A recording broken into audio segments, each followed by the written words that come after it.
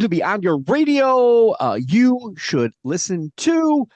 We're here at episode 29 now with this, and it's one of our simplest conceptual shows where we just basically say, hey, people, listeners, if you like this kind of music, this groove, this genre, this band, this kind of art form of rock or whatever it may be, maybe you should check this out. And obviously, we're going to try to tempt you a little bit with playing a little music and talking about it, a little build up. I'm Mark Kulgowski, the idiot who started all this. And today on the program with me is Susie Q, contributing panelist of the show, like panelist favorites, that's your band name, album listen challenge, as well as catalog review show. And if you don't know, as she famously says, look it up. Mhm. So it's just the two of us. I have three albums, but they're all from one band. So I will let you go first, and I'll finish, and we'll be done. This will be a shorter show. All right. So my artist is someone who I discovered on social media. If you like artists like Stevie Nicks, Paula Cole, Lucinda Williams, um, if you like a 70s kind of sound, uh, slow, steady. If you're Gen X, it would be very like a recognizable kind of tone. I think you might like this, and I'm realizing now I don't know the age of this artist, but I believe other than this album, which I'll talk about, she has an EP out, which I did not listen to anything off of that, but her name is Kelly Jean Carter. And the album is called uh Yellow Yellowback. Oh my gosh, yeah. Sorry. I wanted to say Yellow Brick Road, but it's Yellowback Novel. Yellow Um, back now.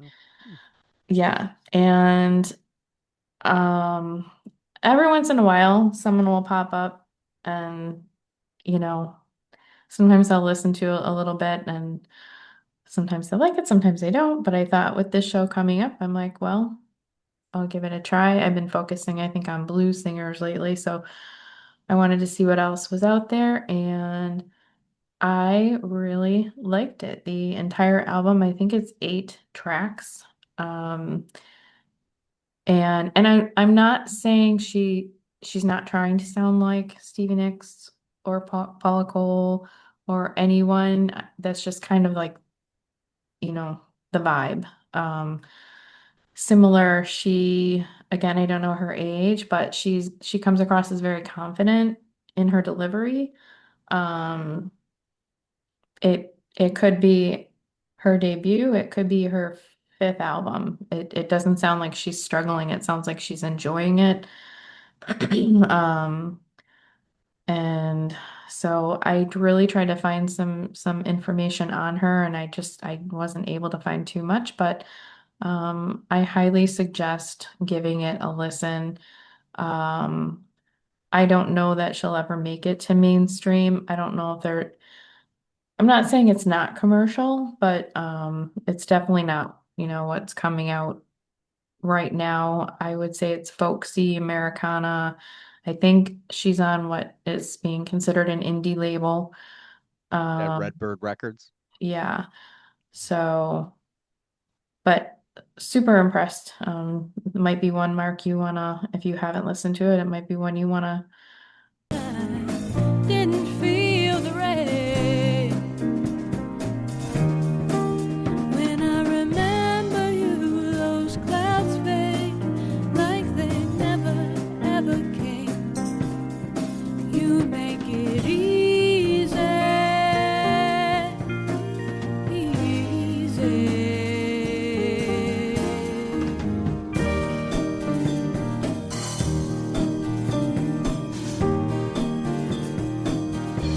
Do on your Saturday show because I think I'm pretty sure Deb would enjoy it. But Yeah, the people you mentioned in the framework. And so yellowback novel is also a terminology for what, books? Like an old remaking of a Yeah, book? yes. That's one of the meanings. I think it was like a cheap kind of accessible book that I think you used to be able to find. I think this goes back to like England, like rail Hmm. stations and things like that.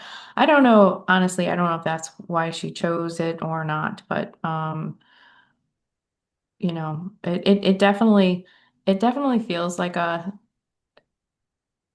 storytelling is good, so it's fitting in that regard. But um yeah, and the music itself, the instruments, the melodies, it just all comes together really well. So hopefully it's not a one and done. Hopefully she's just getting going because I think she brings something nice to the table. And again, Kelly Jean Carter. Yeah, if Oh, and I this believe is it came out in October 2025. okay. Yeah, I have to look it up. I'm going through things rather quickly. If this is her, she says Springfield, Illinois. It Does might that be. does that seem work? I mean, if you were going to guess her age, what would your process? I don't know. Anywhere from 27 to 37, maybe. Then that's not her then. Let's just The the well, I'm bad with I don't know. Everybody looks either young girls look really old or old people look like they're 20, but I want to say the social media tagline was like she was born um in the wrong well, not that she was born in the wrong generation, but the music she puts out is very fitting to an era gone by. But again, it's not dated. It was really well done, I think. So, yeah. Oh my gosh. How fitting. I'm scrolling, right? And one of the bands I'm going to mention in my dialogue she's wearing a shirt of. oh, okay. So interesting connection there. If rock and roll is dead, why Yeah, am I but honestly, give her a listen. Anybody out there, it's super accessible and 8 songs. It's not a super long listen, and it's definitely one you can sit through. all right? Do you love a good controversy? Um, this idea of infringement of likeness that might blur the lines of the original band, Hmm. or are you a fan of finding a carbon copy? I mean, it is the flattery, right? Highest form of flattery. Unless it gets Um, weird. yeah. In Canada, early on, the Tea Party was actually confused in that regard by some heavy music critics as being a Mhm. Doors meets Led Zeppelin knockoff. They're trying too hard at that. Obviously, I think they were called the Doors on Acid, which doesn't make any sense because they probably were. Then there's that very close Led Zeppelin copycat, that Mhm. shirt that I just saw the young lady wearing, Greta Van Fleet. In the prog world, how many bands are noted as sounding like Genesis or influenced to the point of Pink Floyd too much? Or in the current world, who are those bands of today that are being carbon copied? Well, I guess you could probably say Soundgarden would be one of those that, Beware of Darkness comes to mind when I think of that. So there's a big name that gets comparisons right there. Of course, Nirvana, but no one ever sounds like a carbon copy of Nirvana, to my recollection, and nor are they pointed fingers at like you're just like Nirvana. I don't think so. Hell, the Foo Fighters could have been, for crying out loud. They decided not to be. And while this is a show coming soon of Unsound Minds, tonight I'm going to go after a band I just reviewed their latest record of, and a band that I even believe is carbon copied a band that they believe is probably an influence, and I would assume that that band respects them in the same boat. But this particular band I'm going to mention tonight is getting flack, is sort of getting blackballed in certain arenas, and the band themselves said, "That's okay. Want to open for us?" What? Hmm. Yeah. Just so you know, uh, Led Zeppelin, the Second Coming, which was Page and Plant, they almost had the Tea Party open for them in Toronto. So, carbon copies. And if this one I'm going to talk about, if you're a fan of wide tenor range, you like a gripping, dramatic vocal that kind of has control but seems like it's lost it. Signature's use of falsetto that kind of gets heady in the vocal. Do you like classical piano and digital keyboard that goes into a progressive rock jaunt?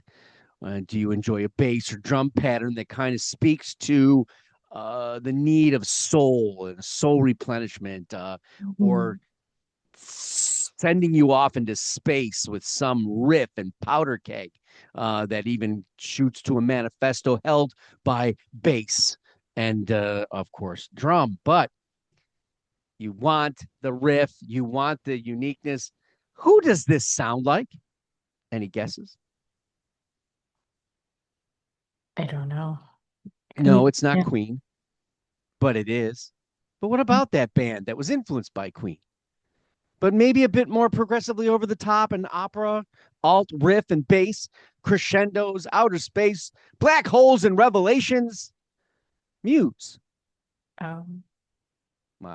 One of our panelists, Jeff DeYoung, saw them last night, and I was thinking about it.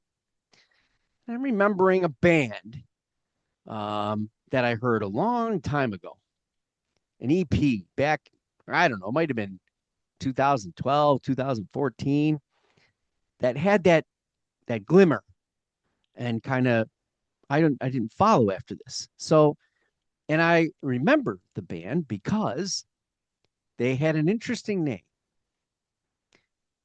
Sherlock, but it was Dear Sherlock. So tonight I give you Dear Sherlock. James E. Gray, he is an English multi-instrumentalist. And then his partner in this is Eduardo Lemos. He is Portuguese. He's a guitarist and vocalist, and his vocals do sound like I would say Bill Bellamy. That's terrible. Matt Bellamy of Muse. And the band themselves, the two of them, have this unique keyboard guitar collision going on that they do. And I happen to be reminded of them because a YouTube session came up where it seems like they're in somebody's backyard. It's probably not a backyard, and they play one of the songs from that EP. I think it's Bach Archives. Reddit people just bashed and crashed and said, carbon copy of Muse, got no originality, sound just like Muse. They're even referencing Muse. Well, Muse was really entertained enough to say, why don't you open for us at one of the big, huge festivals? And then they kind of sunk away from, I don't know whether you don't touch that because it's too close. But I honestly was drawn now because I didn't realize they had a 2023 album called Object of Ridicule. There's their title, and the cover is sensational. It's better than any Muse cover that I've seen in a long time. You'll know when you see it. I'm showing it probably right now. And yes, they have a new single out called Apophis.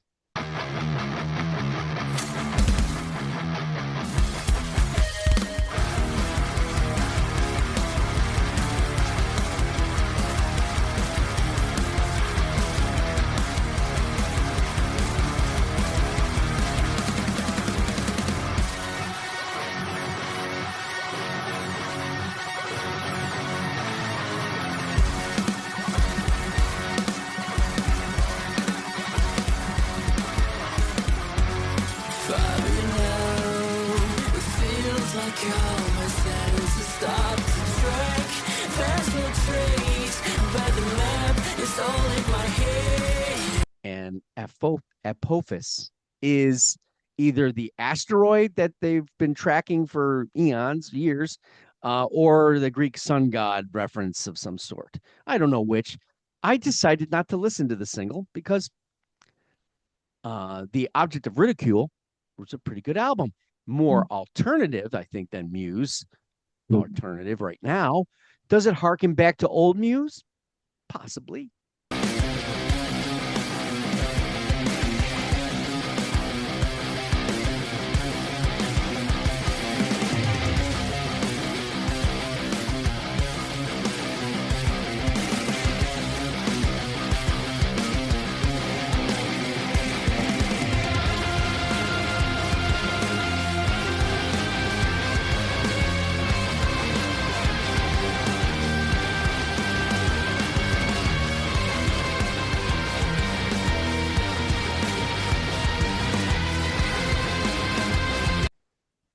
And right now, old Muse is good Muse.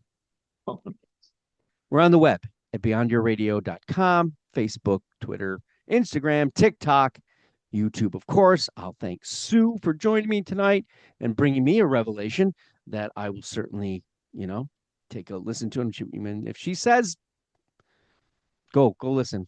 Mm-hmm. Articles, videos, podcasts. It's all about albums, bands, artists, anything we can get our hands on, Muse copies, and anything else. Go Beyond Your Radio with us, a real music appreciation channel. As always, thanks for watching. Happy listening.